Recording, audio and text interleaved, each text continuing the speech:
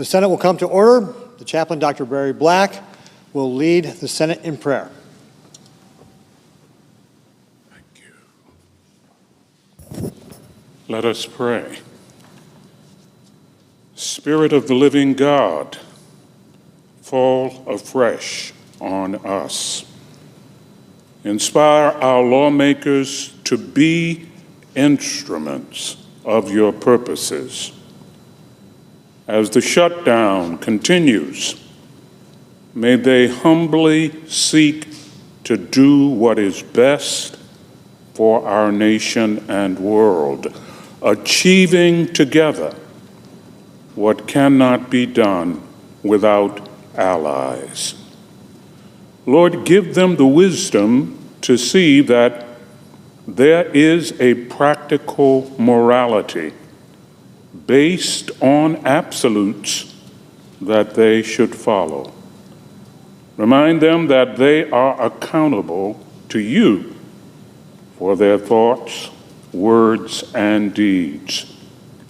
May they speak truth as you give them the ability to comprehend it, finding workable solutions to challenging problems. We pray in your magnificent name. Amen. Amen. Please join me in reciting the Pledge of Allegiance. I pledge allegiance to the flag of the United States of America and to the republic for which it stands, one nation, under God, indivisible, with liberty and justice for all.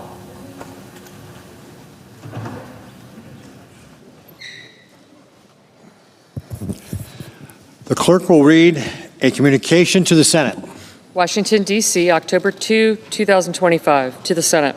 Under the provisions of Rule 1, Paragraph 3 of the Standing Rules of the Senate, I hereby appoint the Honorable Pete Ricketts, a senator from the state of Nebraska, to perform the duties of the chair. Signed, Chuck Grassley, President pro tempore.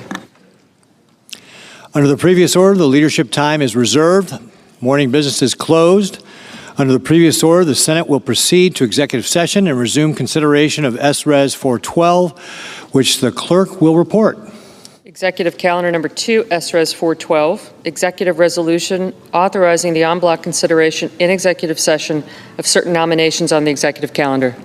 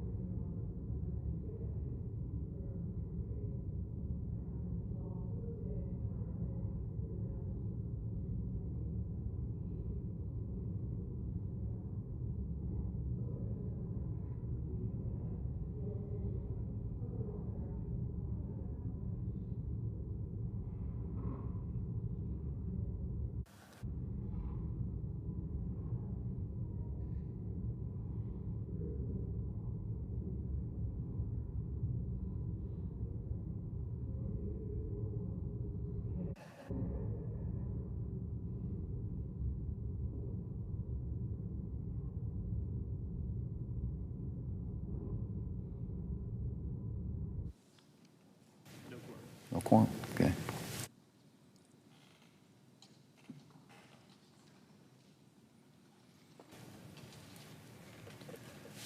Mr. President. Majority Leader. Thank you, Mr. President. Mr. President, we are into the second day of a government shutdown after Democrats once again rejected a clean, nonpartisan funding bill to keep the government open while we continue bipartisan appropriations work. We're not going to be voting today as we have Jewish colleagues who are currently observing Yom Kippur. But we're going to be voting tomorrow. And we're going to give my Democrat colleagues another opportunity to reopen the government by passing the clean, nonpartisan funding extension before us. Mr. President, I realize that my Democrat colleagues are facing pressure from members of their far-left base, but they're playing a losing game here. A robust majority of American voters are against a government shutdown. Even some Democrat members are raising concerns, with a Democrat House member noting yesterday, and I quote, "This government shutdown is a result of hardball politics driven by the demands far-left groups are making for Democrat Party leaders to put on a show of their opposition to President Trump. The shutdown is hurting Americans and our economy. Normal policy disagreements are no reason to subject our constituents to the continued harm of this shutdown." End quote. That, Mr. President, from a Democrat House member. Organizations ranging from the National Fraternal Order of Police to the U.S. Chamber of Commerce to the Teamsters have spoken out against shutting down the government. The Teamsters president said Tuesday, and I quote, "A shutdown will hurt working people, period. Senators should pass the House-passed clean, short-term funding bill," end quote. Senators should pass the House-passed clean, short-term funding bill, end quote. That, Mr. President, again, from the president of the Teamsters. Clean, Mr. President, is what he said. My Democrat colleagues have little to work with in this debate, with their own previous statements working against them. And so they've tried to portray the clean, nonpartisan funding bill before us as something other than what it is. But the Teamsters president reminds us of the facts. We are not asking Democrats to swallow a list of new Republican policies or partisan demands. Not in there. We are asking Democrats to do nothing more than pass a clean, nonpartisan bill to fund the government for a few more weeks so that we can get back to bipartisan appropriations work. And I said, Mr. President, bipartisan appropriations work. The kind of bipartisan work that has seen the Senate pass 3 appropriations bills so far by robust bipartisan margins. The kind of work that we want to continue once Democrats have stopped holding government funding hostage to a long list of partisan demands. Mr. President, so far, 3 of our Democrat colleagues have joined Republicans to attempt to reopen the government. If we can just find a few more Democrats to join us, we can end this shutdown and get back to bipartisan appropriations work and the business of the American people. Democrats voted for clean CRs like the one before us 13 times. 13 times during the Biden administration. I hope they'll join us to pass this clean CR and reopen the government for hardworking Americans. Mr. President, I yield the floor, and I suggest the absence of quorum. I would withdraw that quorum.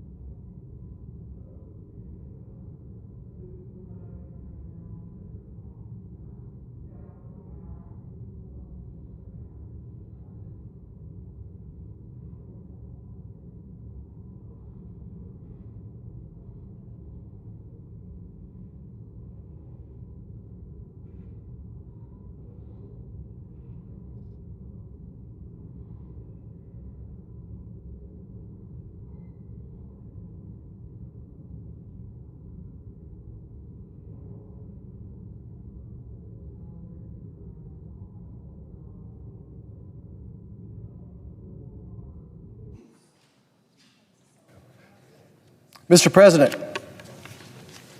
Senator from Kansas. Mr. President, here we are, day number 2 of the Schumer shutdown. Or should we call this the AOC shutdown? After all, when the puppet master gets outmaneuvered by his own radical squad, who's really calling the shots? Shouldn't we give the squad some credit here for this shutdown? Now, let me say that a different way.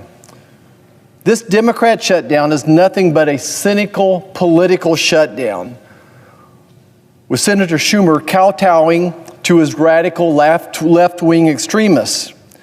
He's desperately recoiling, fighting to stave off a primary and to save his party from the piranhas in their own midst. Look, I'm sure he feels like he's been steamrolled by President Trump and the overwhelming America First mandate from 78 million American patriots who voted for real change.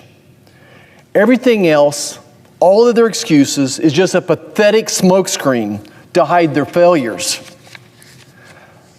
But let's take a closer look at some of these Democrat excuses. Again, they're decoys, they're camouflage, and why this is indeed a Schumer shutdown. First of all, there's no substance to their arguments. They want to talk about health care. Boy, do Republicans want to fix health care. But the real problem is the cost of health care. Health care has went up 400% in the last couple of decades. It's the cost of health care. All my Democrat friends want to do is just keep throwing more and more money, more and more subsidies, making big health care systems rich. Premiums are going to go up 20% this year. 20%. Again, health care is what's leading inflation. If it wasn't for health care inflation, we'd probably be down closer to 2%. So regardless of what happens here in Congress in the next 3 to 4 months, your health care premium is going to go up 20% on average. This shutdown is keeping us from working on the real problem, and that's the cost of health care. Think about Republican solutions that we have out there right now. We have a legislation we call a price tags bill that we hope to debate and mark up in our health care committee this fall. What that bill does is it forces every hospital, surgery center, imaging center, to put a price tag on the procedures you're going to have done. Could you imagine walking into a restaurant and not knowing the price of a good Kansas steak versus some cheap grade steak from another country?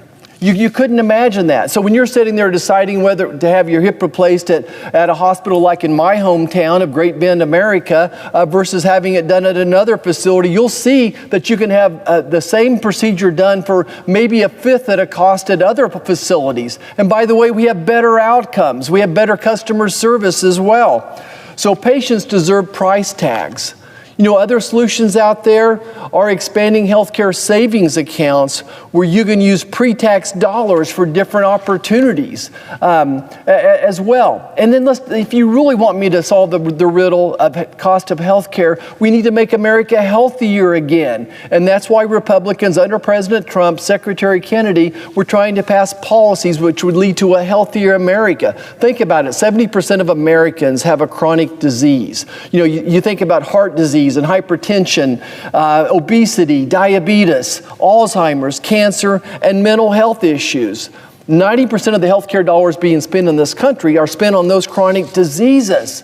You think about our youth. 20% of our youth are on a prescription drug. 30% are obese. 40% of our youth have a chronic disease. We have a mental health epidemic in our youth as well.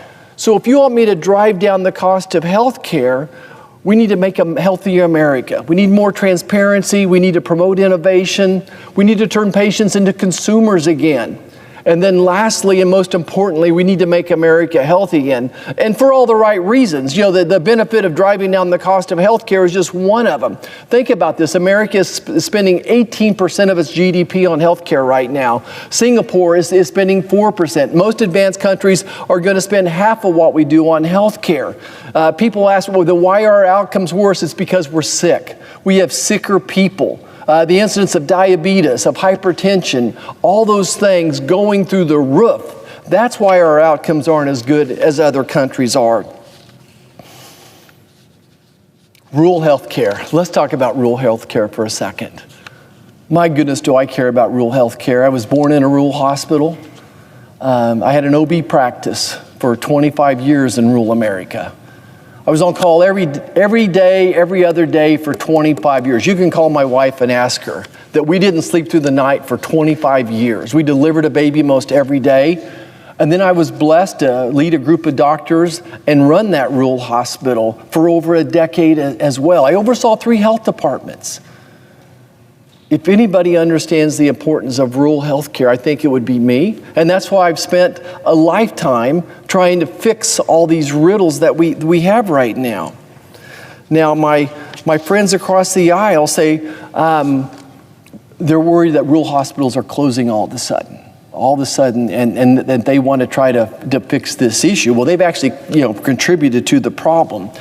But here's one of the most hypocritical things I've ever heard since being up here. So the Democrats say that they're closing the government because they want to save rural hospitals. But the first thing they're going to do is take $50 billion away from our rural health transformation funding.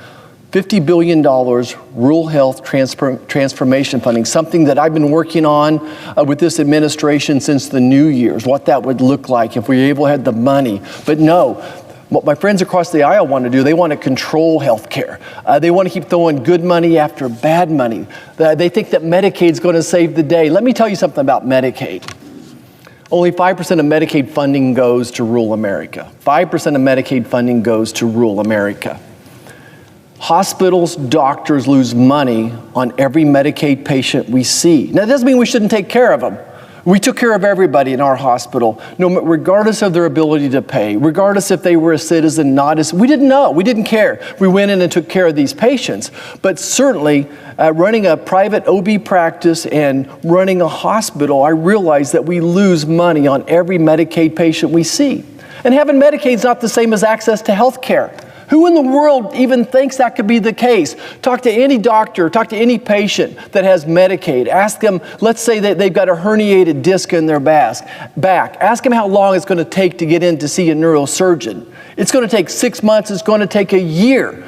So in reality, probably less than half of doctors in a true measure participate in Medicaid. It's got to be the most failed system, the biggest waste of money I've ever seen. There are better solutions out there than Medicaid. I'm so excited about, again, solutions. Republicans have solutions. I'm so excited about this transformation fund and the opportunity that does that. Here's what's really rich. Here's what's rich. So there are hospitals closing and pharmacies closing today, tomorrow, last year. But that's a result of the Democrats' failed policies. Our legislation that we passed this year, signature legislation that's going to change the course of America, none of that's going to really kick in for 2 or 3 years.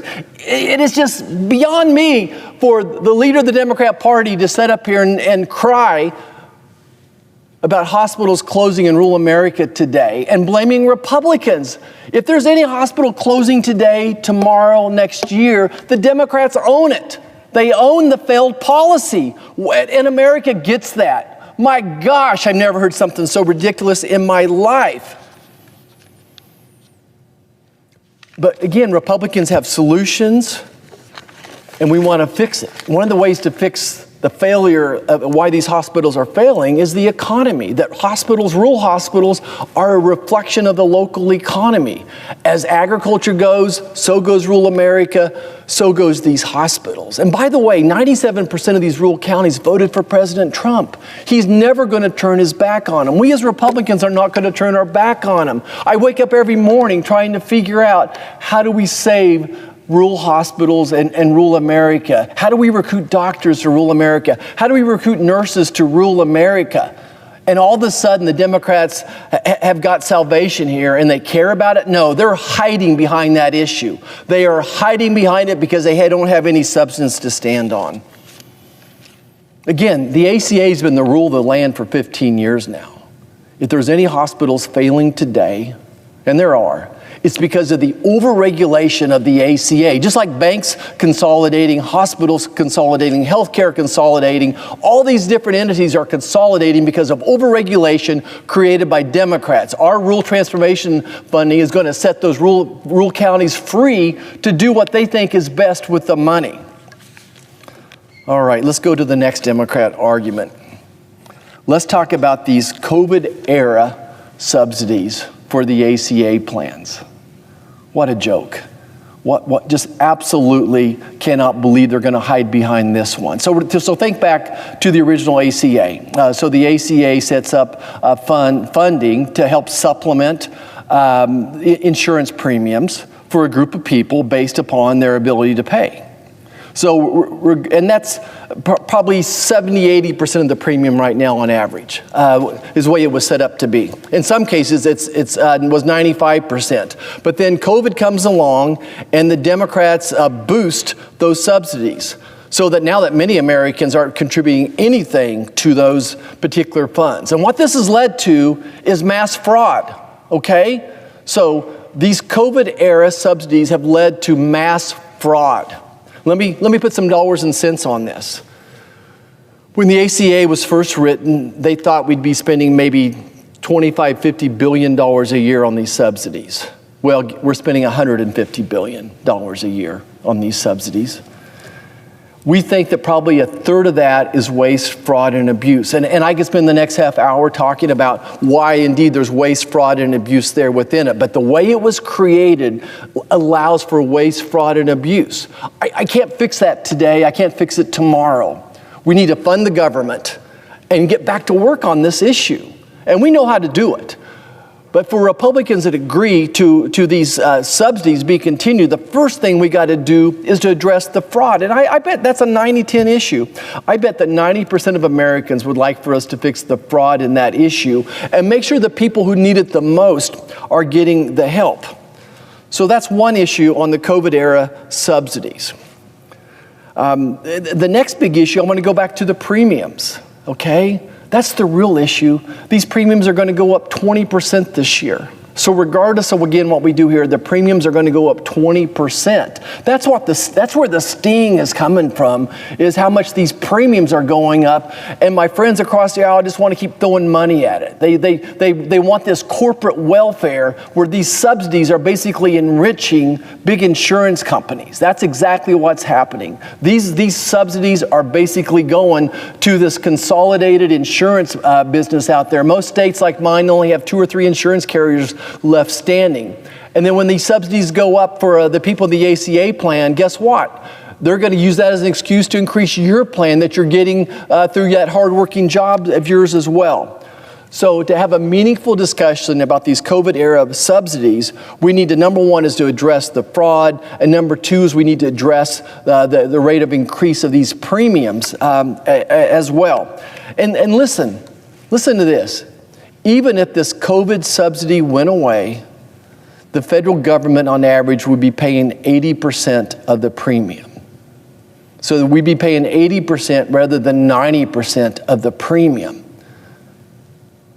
But if the premium's gone up 20%, just think about the difference on 80% versus 90%. That's where the sting is truly coming from. When do Democrats want to have a serious conversation about this? The real conversation about the cost of health care.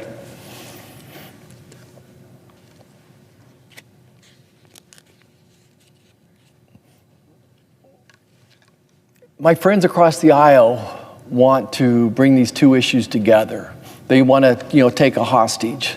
In order to keep the government open, they're saying you've got to give us these COVID-era subsidies to prolong them. But they're supposed to expire December 31st of this year. The Democrats passed this. It was supposed to be for COVID. And like all the other COVID subsidies that drove us into massive debt, there was a sunset on them. They wrote the law. If they didn't want it to sunset, why didn't they continue the program for infinity, just like they did with the original subsidies? So this, to me, is two different issues. We have the issue here of keeping the government open, and we have the issue here of health care. And I want to take care of both of them, but it's going to take weeks, probably months, for us to come up with a solution for these COVID subsidies.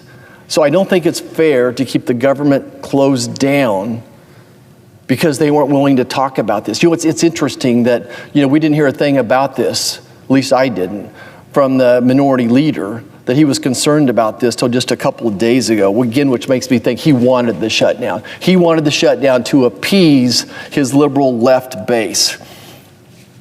Here's another argument the Democrats are making. There's a fight about health care for illegal aliens. And I don't think anyone can argue that before our working families tax cut bill, our signature bill that's going to grow the economy, that before that legislation that illegal aliens were getting health care. Even the CBO, and I hate to pick and choose when I use the CBO numbers, but the CBO said 2 million illegal aliens were getting health care subsidies or free health care because of the loose, just unfettered process that states were using to verify who was eligible for Medicaid. That's not me, that's not a Republican. So the CBO said 2 million illegal aliens were getting care each year on the backs of American taxpayers. And I don't know if that number's perfectly accurate, but if it's 1 million, is it 2 million or 3 million, certainly illegal aliens were getting free health care on the backs of American taxpayers. So when the Democrats want to go in there and gut that bill and end the fixes, the loopholes we closed, I don't know how they can look America in the eye and say that that's not the case. But regardless, I think that's a small issue. I think that's a red herring. That's not really what the issue is. There's just one more thing they can argue about to get America's eyes off the true challenge within their own party.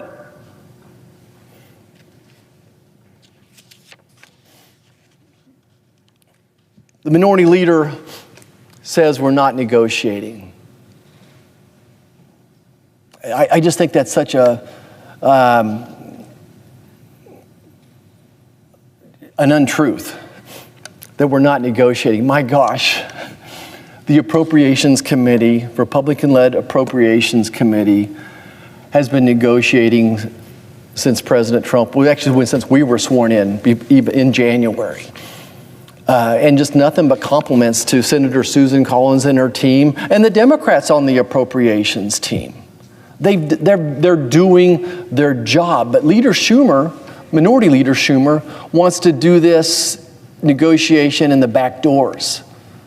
He wants to continue the status quo where for the government funding, they go back behind a door in a closed office, the cameras are off, and they want to cut a deal. You talk about the four corners up here, the Speaker of the House, Minority Leader in the House, Minority Leader in the Senate, and then the Majority Leader, the head of the Senate here, of course, John Thune. So Senator Schumer thinks they can go behind closed doors, and there's 2 New Yorkers in that room, and build all their bridges to nowhere. But Republicans want to fund the government in open daylight through the Appropriations Committee with the lights on, the cameras on. The Appropriations Committee passes legislation. There's 12 buckets of funding to fund this discretionary spending that Senate Republicans are trying to lead here. 12 buckets of funding. Again, under great leadership, they have passed 8 of these 12 buckets out of committee. Now, almost 90% of funding for the federal government discretionary spending, again, of course, that they've already finished the job. Senator Collins has done an incredible job getting it through committee, bipartisan. I mean, you look at the votes on these bills, it's like 25-0, 23-2, 24-1. Huge bipartisan victories done in the light of day, and then those should come here to the floor and let America see exactly what's in them. And if there's a bridge to nowhere in there, let me stand up here and offer an amendment to strike that funding. And then let that senator defend why his or her state should have this bridge to nowhere. That's what's supposed to happen, the light of day. But Senator Schumer wants to go back to the dark ages where he can go in a back New York room, and then cut a deal for all of his bridges to nowhere. The House, I believe, have passed all 12 of their funding bills out of committee. Now, we've got 3 of those across the floor.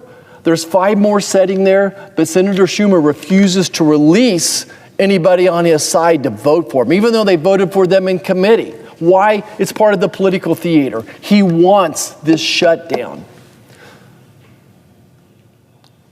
So I think, America sees this, that we want to negotiate in good faith. But Senator Schumer's idea of negotiating is now to go behind closed doors, where he's one of 4 people in the room, and then go tell the president, who was elected by 28 million people, wants to tell him what to do.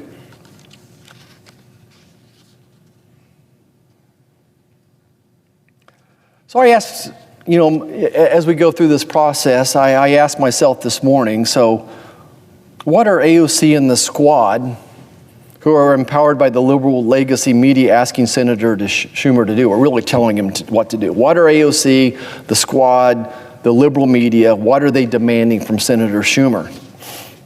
Well, they told him to take a hostage, right? So he did. He took a hostage. He took these COVID-era subsidies as hostage and the $1.5 trillion of added funding as hostage. And now they're asking him to shoot the hostage. So the squad and Senator Schumer, they took the bait. They took the bait hook, line, and sinker. Like jumping into Brer Rabbit's briar patch. And guess what? They're about to get mowed down like dry corn stalks in a Kansas tornado. They took the bait. They took the bait, empowering the White House to finally shrink this federal government, this monster of a beast that we have here now. When Joe Biden was sworn in 2021, there was about 2.8 million federal employees. So President Biden started 2.8 million. By the time he finished, we had over 3 million federal employees. Now, President Trump has kind of split the difference there. So we're still not back to pre-COVID, pre-Biden levels of federal employment. Look, I'm grateful for every federal employee, and many of them do incredible work. But I think it's no secret that we could all be a little more efficient, that we all could work a little harder. And if we had a few less regulations, I think we would need a few less federal employees as well. I don't want to be, sound calloused or not caring.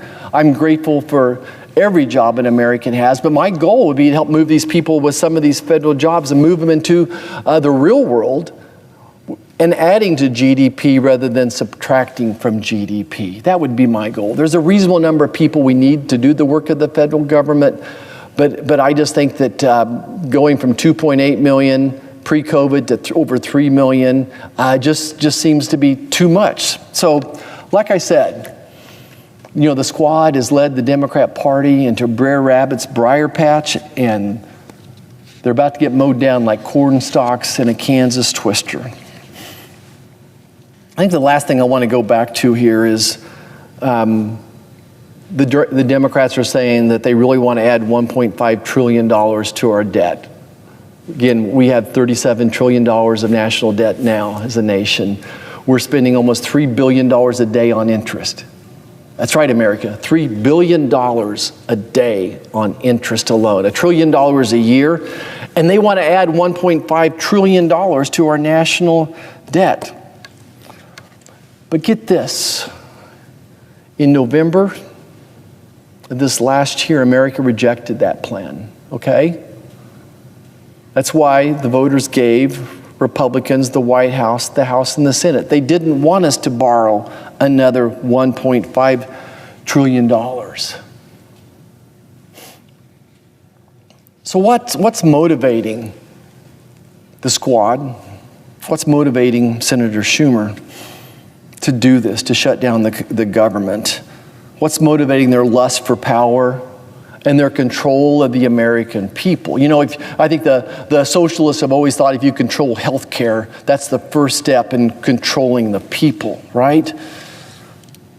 So what's motivating them? I think number one is let's just be frank here, it's Trump derangement syndrome. I think that's their number one motivation to shut the government down, is Trump derangement syndrome. They have a hatred for President Trump that I've never seen anything like this before in my life.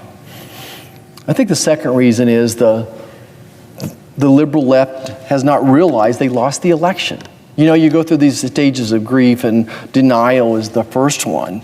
The liberals still have not realized they lost the election. 78 million people voted for Republicans to control the House, the Senate, and the White House. That they're rejecting the Democrats' lust for power to control Americans, to borrow from our grandchildren. So that's their motivation. Look, if they want to change these policies, then go win the election. If you want to change the policies, go win the election. You know, I think back to 2020. And the Democrats had a sweep, right? The Democrats swept their elections in 2020, and they added $2 trillion a year of debt. So they grew the budget from about $5 trillion to $7 trillion overnight.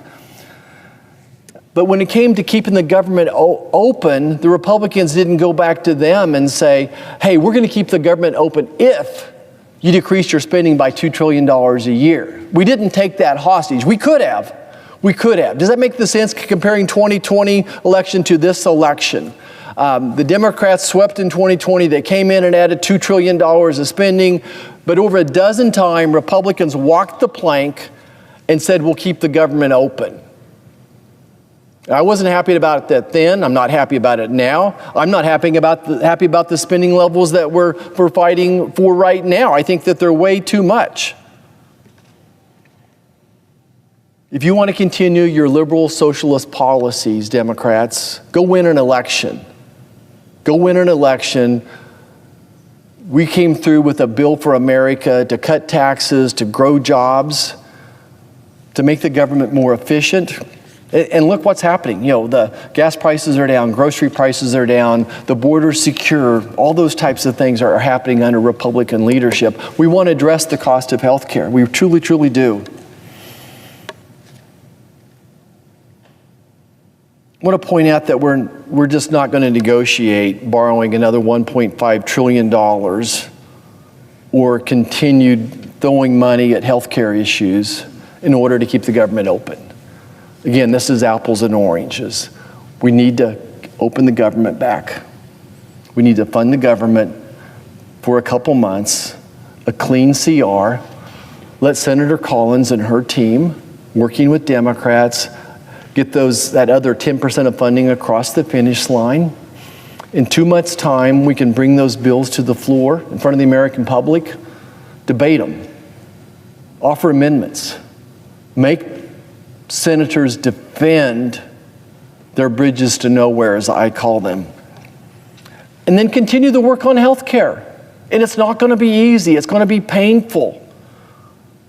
When $5 trillion is being spent on health care in this country every year, and all these big corporations are grabbing that money as it goes by their front desk, it's not going to be easy to drive down the cost of health care. But we have to do it. To me, this is common sense. We're asking the Democrats to vote for a clean CR based upon levels of spending that every Senate Democrat in here that was in office voted for just 7 months ago. 7 months ago, every Democrat in here voted for these spending limits. Again, a dozen times under Joe Biden, Republicans walked that plank and kept the government open. I pledge to every Democrat, no one's going to work harder than I will to help solve this riddle for health care, focused on driving the cost of health care down. But at the end of the day, this shutdown keeps us from doing the real work of the people, from having real debates about the cost of health care, our national debt, our spending, all those things. During a shutdown, things freeze up here. And we can't do the work that we need to do in our committees to address these different problems. One of our presidents once said this, and I'm going to quote him. I know that it's said that one of the easiest things in the world is to give away somebody else's money. But government does not have money except the money it takes from people. And so every time we talk about spending money on this or that program, on health care or COVID subsidies, let's remember that the government has no money except what it takes from the people. And the people know that, and they're feeling it. They're feeling the pain of the government taking so much money. That's my quote. Go back to the president's quote here. And the people are tired of big government taking all the money they earn. Boy, if you're a senator up here and you're listening to anybody back home, I think you understand folks back home are tired of big government taking all the money they can earn. So I ask my friends across the aisle, and they truly are friends. There's not an enemy. There's not a Democrat I would call an enemy. President Reagan said he had no political enemy, only political opponents. You know, no different than we see gladiators on Sunday playing these football games, and at the end of the game, they're shaking each other's hands. Both parties should fight for what they think is right. But if we stay fixed on the goals, the common goals, working towards a balanced budget, keeping the government open, driving down the cost of health care, all these things, I bet most of us agree on those goals. But in the meantime, we need to keep the government open. We need to pass a clean CR. Again, let's let the Appropriations Committee continue their negotiation to do their job as we all work together up here. So as long as we stay on those same goals of like I said, we want to keep the government open, we want to work towards a balanced budget, I want to fix health care, I want to fix the cost of health care. Anyone up here that agrees on those same goals, I'll reach out my hand across the aisle and I pledge that we'll listen and work together in good faith. But for today, let's pass a clean CR. Thank you, Mr. President. I yield the floor.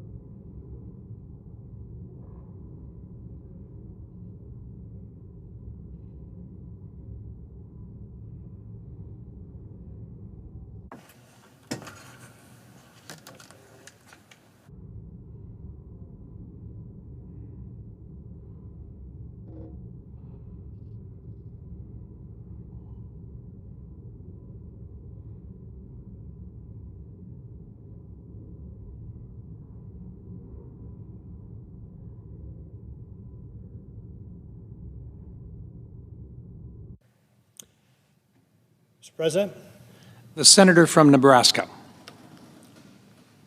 the government is shut down today. And the responsibility lies squarely on the minority leader and the Democrats. In fact, you could call it his shutdown.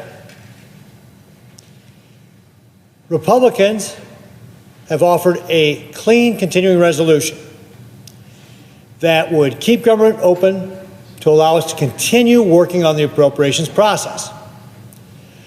And my colleagues on the other side of the aisle have called foul.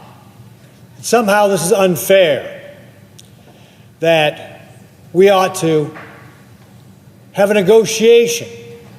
In fact, they are demanding more than $1 trillion in new spending to be able to keep government open for just 7 weeks. They want money for illegal immigrants to get health care. They want more subsidies for the pandemic era insurance. They want to end the rural health care fund that Republicans put in place for our rural hospitals.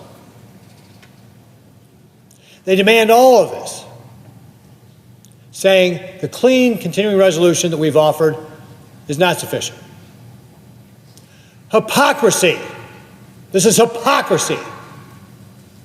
13 times in the Biden administration, Democrats voted for a continuing resolution. 4 times they have voted for this exact level of spending, this budget, 4 times in the last 18 months. In fact, I've got a chart here that shows the percentage of Democrat senators who supported these continuing resolutions. And you can see the numbers are almost 100% all the way across. And when it's not 100%, it's 98%.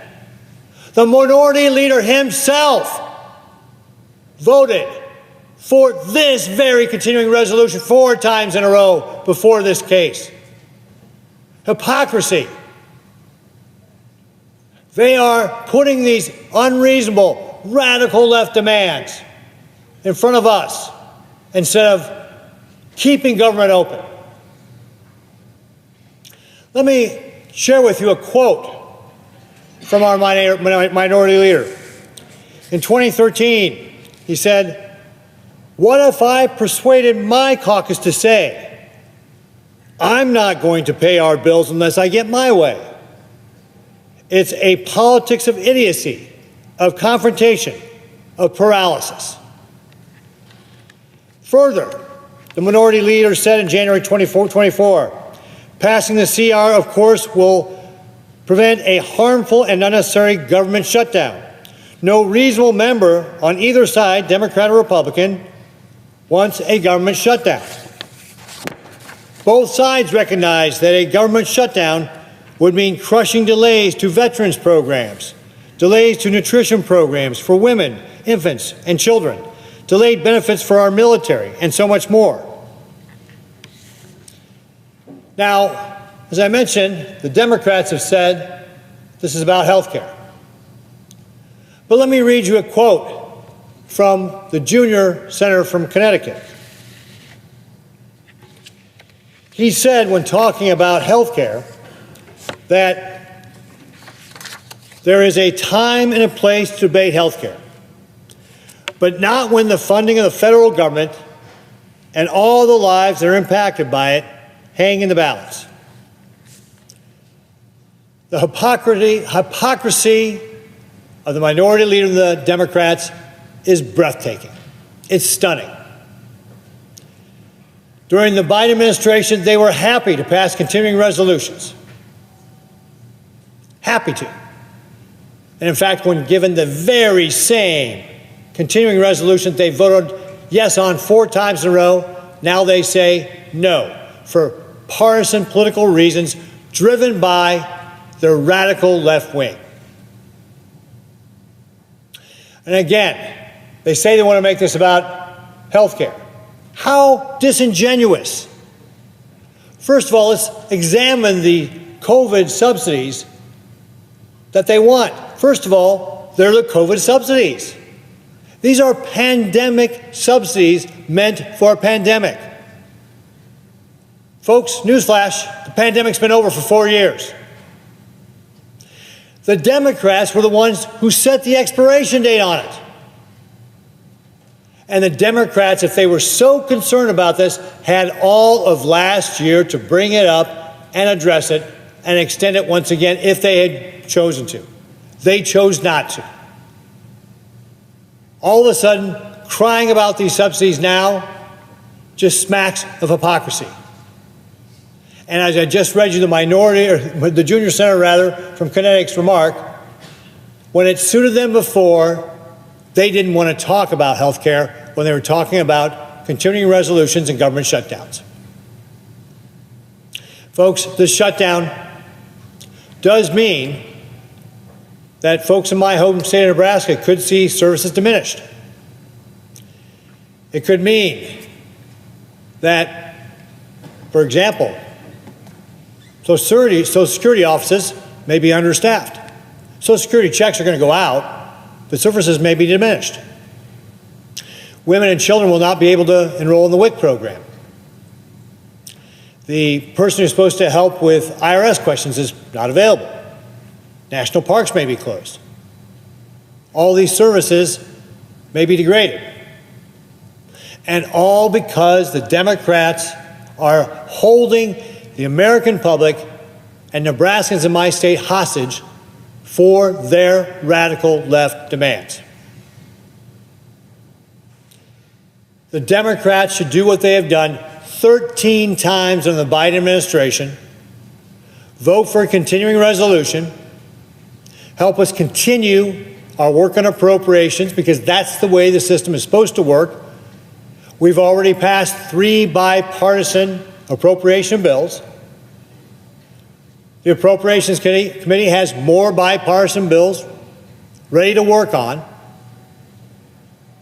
This could all be over if the Democrats will simply vote for a continuing resolution that they have already voted yes on 4 times over the last 18 months and 13 times during the Biden administration. If the American public is looking for answers, they have to look no further than the Democrats to find out who is responsible for this. Republicans have offered this continuing resolution and have voted for it. And in fact, 3 Democrats have voted for the continuing resolution, including an independent who caucuses with the Democrats. So we will continue to do our part by voting for this continuing resolution and continuing to put it up to give the Democrats a chance to get government back open so we can continue the people's business and work on these appropriation bills, which is what we are supposed to be doing. Thank you, Mr. President. I yield back my time.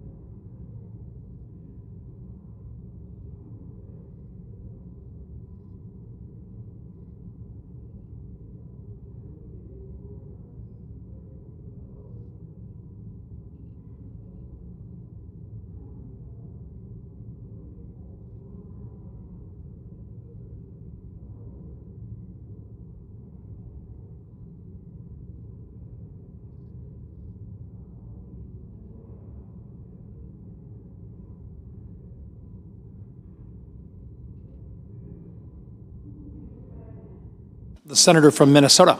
Mr. President, are we in a quorum call? We are not. Thank you. Mr. President, I rise today as millions of Americans stand on the edge of a healthcare cliff. And I join my Democratic colleagues in continuing to fight to reopen the government and to prevent Americans' healthcare costs from skyrocketing. A critical part of the governing is finding common ground. You don't always pick your neighbors, as the presiding officer knows, if we have worked together many, many years. But you find a way to live next to your neighbors, as we do, and to work with them. Making healthcare more affordable should be a bipartisan issue. And some of my Republicans know we need to act, Republican colleagues know that we need to act and we need to get something done. And the overwhelming majority of Americans agree. I've worked that way in the Senate. For a number of years, I was ranked #1 for bipartisan bills and #3 for passing bills into law, because when we sit down together to work things out, we can get things done. Courage is about willing to stand next to someone you don't always agree with for the betterment of this country. And that means finding some common ground. It doesn't mean saying my way or the highway. It doesn't mean, when you're the President of the United States, canceling meetings, doing one at the last minute, and then with the Democratic leaders of our country putting up a deep fake video that was incredibly offensive, poking at them, instead of taking this issue seriously. They came to him in good faith and still do. Unfortunately, right now, our Republican colleagues are not working with us to find a bipartisan agreement to prevent the government shutdown and address the healthcare crisis. We know that even when they float ideas, which we surely do appreciate, in the end, the president appears to make the call. He made the call on tariffs, even though so many of our Republican colleagues disagree with him on that. He made the call on certain nominees like RFK Jr. He made the call when it came to certain of the provisions in the big, beautiful betrayal of the bill, many of which our colleagues didn't like, including the nutrition program decision at the end to reward the 10 states with the highest error rate when it comes to SNAP. I note none of them are in the Midwest. That is why my Democratic colleagues and I want to reach an agreement, not only with the Republicans in this chamber, but we also need the president at the table. He prides himself for the art of the deal, and it's time for him to make a deal. We are working so hard to make sure that more than 20 million Americans who rely on the Affordable Care Act, it's called different things in different states. In my state, it's called MNsure, to access affordable health coverage. It tends to be a lot of individual buyers in the market. It tends to be a lot of small businesses. And over a quarter of the farmers in this country rely on it. Again, it's called different things in different states. But what it is a plan to allow people who maybe aren't at a big corporation to be able to have health care. A while back, they didn't even want to leave a big company, or if they were left without being at a big company or in the government or something like that, they couldn't even get health care at all. That's why the Affordable Health Care Act was passed. I'd make a lot of improvements to it, and we do have some opportunities to do that. But right now, we need to make sure that we don't push them off a health care insurance premium cliff. And this is on top of the draconian Medicaid cuts that are going to push 15 million people off their health care that were in the big, beautiful bill.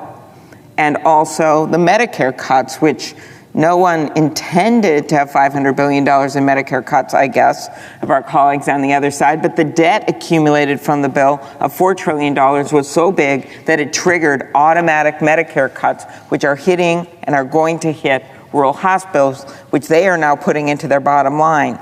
And while they're staring that down and the Medicaid cuts, they're also looking at the fact that so many of their patients and people who visit rural clinics that often tend to be in the hospitals are on the Affordable Care Act, because rural areas, and I'm focused on rural areas because I just went on a 13-county tour in my state, rural areas tend to have more people that are small business owners, percentage-wise, and also that are farmers and ranchers. So this is not a December thing. This is not a January thing. This is a now thing, because those premiums are hitting on November 1st, when that market opens up. So right now, millions of Americans are staring down the reality that their health care premiums could double. For many families, that will mean making impossible choices to make ends meet or losing coverage altogether. This is preventable, but we have to act now. Over 20 million Americans are enrolled in Affordable Care Act health insurance plan. If we don't act, they're going to be forced to make impossible decisions. And that doubling number, that the premiums are going to double, came out of a study just this week by the Kaiser Family Foundation.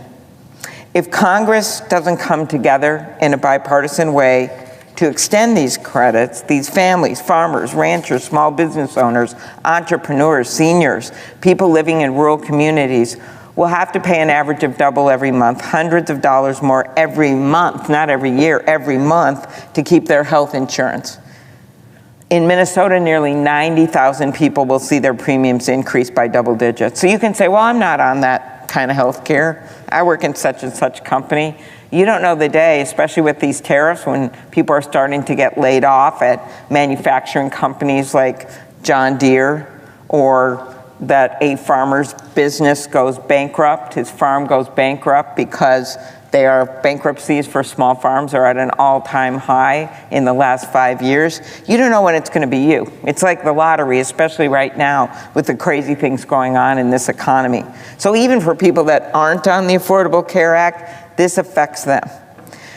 For many, this will put health care coverage out of reach.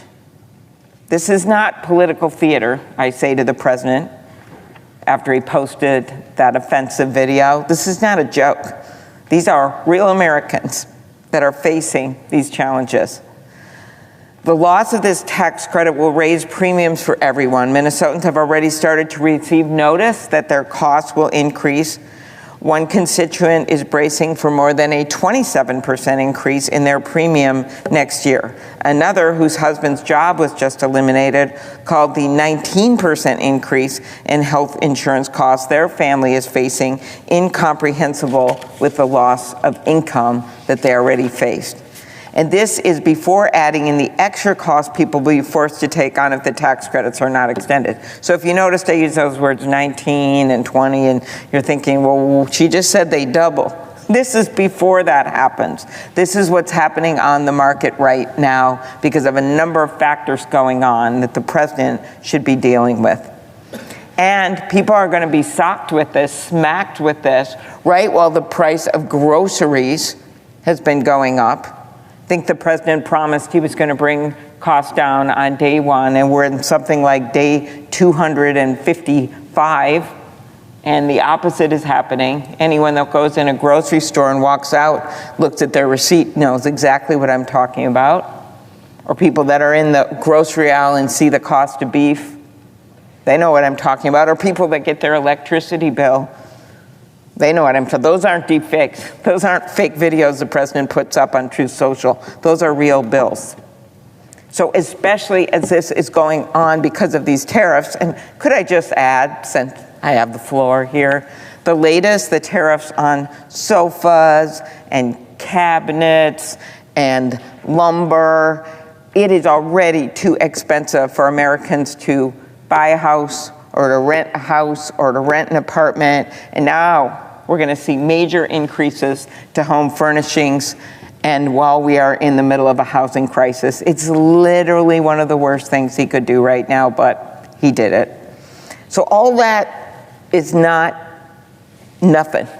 All that kind of sets the stage for why the healthcare cost, which is one of the most expensive for people just on a yearly basis, is so devastating. One of my constituents shared that while they'd planned for higher premiums, they didn't expect a more than $2,000 increase for the same coverage next year. And like so many others, they were concerned that even if they switched to a cheaper plan, you know how that is, you're betting and you're trying to guess and estimate what's going to go wrong in your family, and is your kid going to have some kind of surgery or break a leg? Is your husband going to have some kind of health care checkup that'll be expensive? You got to always calculate those things. Like so many others, again, they were thinking, well, should I switch to a cheaper plan to save money and then hope I don't get sick? And then they would be more exposed to higher costs. Those are the kind of things people are doing right now. It's like the woman that Jean Shaheen had at a spotlight forum that we did this last week who had MS. And she had actually talked to her doctor about whether she could ration, kind of like people used to do with insulin with diabetes before we put those caps on insulin. Could she ration her medication for MS? And the doctor says, no, that's not how this works. It'll just grow the pressure in your brain and make your symptoms worse. Another Minnesotan wrote me that without the tax credits, their family of 4 would have to downgrade their health plan and spend significantly more on their health insurance than they do on their mortgage.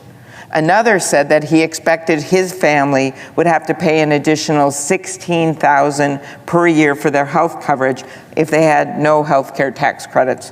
One Minnesotan shared, I cannot absorb additional costs and will be forced into a catastrophic plan if these reported double-digit increases go into effect. Just because someone can't afford to stay insured doesn't mean they need health care less. One of the things that I learned that maybe I hadn't thought through when I went to these rural hospitals was the fact that because there's a high percentage of these farmers and people in small towns on these plans, ours is called MNsure, like I said, they're already hit by the Medicaid cuts, right, the hospitals, the Medicare cuts, because it's an older population. But they actually cared a lot about this, the doctors, the nurses, the people running the hospitals, because they know that the people won't be able to afford this if these premiums double. They will choose not to get health care insurance. And then what will happen is they'll end up in their emergency rooms with hospitals that are already strapped thin, and they won't be able to afford, they will treat them, but they won't be able to afford it for a long period of time. So they time and time again mentioned to me that these affordable tax credits expiring or not being maintained would create a major problem. Already, approximately 1/3 of Americans report not taking medications as prescribed due to the costs. Jason from Pennsylvania was able to get life-saving coverage when he was diagnosed with thyroid cancer through the Affordable Care Act marketplace, and he said, it's only because of the premium tax credits that I've been able to afford that coverage. Now faced with the expiration of these credits, he understands the consequences for people like him. He said, if you're faced with a choice of bankruptcy or debt or saving your life, you're probably going to choose your life, Jason said. But the consequences of that, of having an immense amount of debt the rest of your life, could be ruined because of that. Another cancer survivor who has always made health insurance a priority also fears that unaffordable health insurance could mean for patients like her. And she says, it means that I don't have to wait around to find out about a disease that could have been cured if it had been detected soon enough. The insurance means I don't have to forego my entire life savings in my home because of medical bills. I don't have to forego life-saving treatment because I can't afford it, and that's all about to change. Without the tax credit, I don't know if I'm going to be able to afford health care, the kind of health care that's going to save my life. Already, as I noted, because of Medicaid cuts that were passed in the big, beautiful betrayal of a bill, more than 300 rural hospitals, 200 health centers, and 500 nursing homes are likely to close. This means less accessible care for rural communities, longer drives to access care, fewer places to seek care in an emergency, and more hours taken from work, caregiving, or other responsibilities. Fewer patients will go to that doctor's visit or get that life-saving screening. They will not get the surgeries they need. Many will get sicker. And ultimately, as I noted, more patients are going to end up in the emergency room, where these hospitals are going to have to take on the additional burden of more uncompensated care. None of this happens in a vacuum. As I noted, these Medicaid cuts And Medicaid provides health care for at least 1 in 5 rural Minnesotans, more than 31% of children in our state, and more than half of all nursing home residents across our state. So this is about seniors, people with disabilities, and kids, and that's why Medicaid's so important. For me, my dad, in his later years, got late onset Alzheimer's, and he was in one place and then we moved him to another place. But I knew the exact date when his savings were going to go away. And we were going into those savings, and sadly we lost him. But I knew that exact date because I was going to have to move him to another nursing home, another assisted living that took Medicaid, and I made plans with them. I knew that date. So many people in this country know that date. Even if they're not a senior relying on Medicaid, their kids, their spouses, their grandkids kind of know when that savings, if they had any savings to begin with, is going to run out. So Medicaid goes way beyond the individuals who have no savings at all. It actually helps people that do have some savings. It helps people that have worked their lives through, like my dad. Medicaid is there as a safety net for people. Over the last few months, I've heard from thousands of constituents, including seniors in Minnesota, from Sunrise Village in Malacca that I visited, to senior living in Watkins or Winona, to the Pillars at Prospect Park, and Episcopal homes in the metro. They are worried about their health care. I heard from one constituent from Inver Grove Heights who told me that Medicaid helps her to afford the cost of her father's memory care. I think about what a constituent told me who works with adults with disabilities. She is a mental health therapist for a woman who had a tracheotomy and is wheelchair bound who requires nursing care. She's also the aunt of a man with Down syndrome with many needs who's in a residential home. She said, I'm concerned about the possible Medicaid service cuts to the people who most need it. I've also heard from a constituent named Lola, whose daughter was diagnosed with leukemia. A social worker advised Lola that her employer-based insurance may not cover the cancer treatments her daughter needed and connected her with Medicaid. She said Medicaid helped completely with the surgeries, the T-cell therapy. Lola said using my own insurance would have caused a lot of delays because it would not have covered what she needed. And Robbie, who after years in an adult foster care facility now lives independently with a roommate because of Medicaid's disability waiver and community-based services. I've got to meet some of these incredible Minnesotans visiting care providers who help people with disabilities, thinking about the progress we've made so people can either live at their home or they can live in a group home and they can have jobs, and we just can't go backwards. People will feel the impacts of these cuts, and we know it. And I'll close with this. After learning that her insurance cost is set to skyrocket next year, a woman asked, what can you in the Senate do to make sure I don't have to stop getting my insurance? We can do something, and it's something that so many of my colleagues agree with, especially after the cuts that were made, especially after the bludgeoning tariffs, what they're doing to the cost of things for people. It's not going to fix everything, that's for sure, but it's going to save a lot of lives, and it's going to help people contain costs so they don't go over that cliff. As Minnesota's former senator, I have his desk, Hubert Humphrey once said, the moral test of government isn't just how it treats the young and healthy. It's also how it treats the sick, the elderly, and people with disabilities. That's definitely true for us right now. And I believe this is a moral test for all Americans.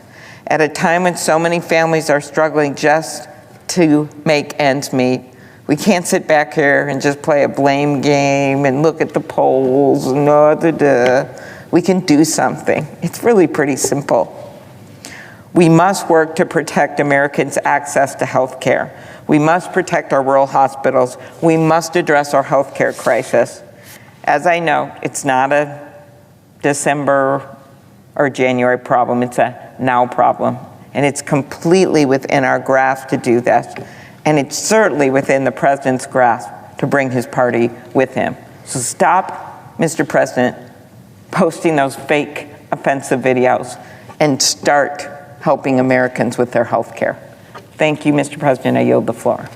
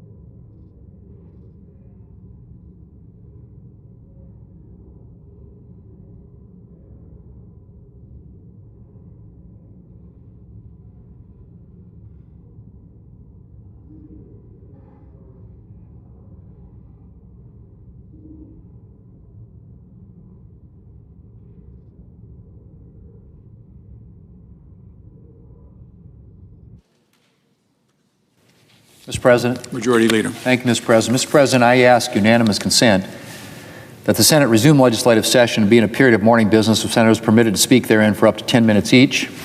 Without objection. I ask unanimous consent that when the Senate completes its business today, it stand adjourned until 11:30 a.m. on Friday, October the 3rd, that following the prayer and pledge, the general proceedings be approved today, the morning hour be deemed expired, the time for the two leaders be reserved for the use later in the day, morning business be closed, and notwithstanding Rule 22, the Senate proceed to executive session and resume consideration of SRS 412 post-cloture, and that all post-closure time be expired at 1:30 p.m. Without objection. Mr. President, for the information of my colleagues, senators should expect a series of votes at 1:30 p.m. If there's no further business to come before the Senate, I ask that it stand adjourned under the previous order. The Senate stands adjourned until 11:30 a.m. tomorrow.